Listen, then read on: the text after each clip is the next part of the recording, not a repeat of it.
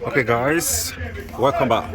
In today's video I'm going to be showing you how to check the transmission level of your Toyota car. So today this is pretty much going to be almost like the same with many other Toyota and Honda make and model down there. So what you want to do first is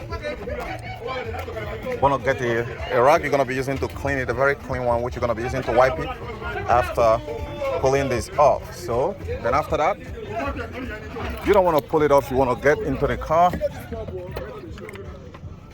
You want to get into the car, then start the car. When you start the car, all right, then you want to allow the car to idle for like 20 minutes, 15 to 20 minutes. Then you want to step on the brake, all right?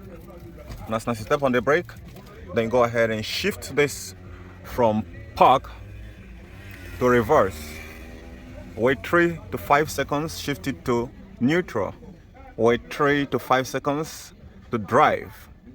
Then the same to 3, then back to L, 2L. Then go ahead again. All right, first of all 2, then L. Then you do the same method backwards. Then you return it back to park. Then at this very level right now, you're gonna come back here with the engine on. You wanna go ahead and pull this dipstick. Let's take a look at it. If you are finding the transmission fluid somewhere around here, then you need to top it up. Then if it is around here, this second notch here, then it's at the level that it's supposed to be. Okay guys, I hope you enjoyed this very quick tutorial. I remain Dr. Cool. Do give this video a thumbs up, subscribe to my channel. I'll see you guys later. Bye for now. The last thing before you want to go, you also want to check the texture. If it is black in color, dark in color, then you need a replacement.